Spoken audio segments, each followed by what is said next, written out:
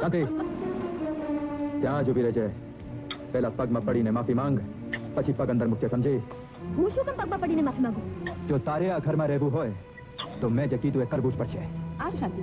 તું એક નોકરાણીને પગે લાગશે? અચ્છા, તે મારી બાને નોકરાણી પણ કહી છે એમ? મેં મારી જીભેથી કોઈને એમ કીધું નથી, પણ બીજાના જોવામાં જો તમારી માં નોકરાણી જેવી લાગતી હોય તેમાં હું શું કરું? તો તારી ફરજ છે શાંતિ કે તારે બધાને કહેવું જોઈએ કે એ તારા સાસુ છે.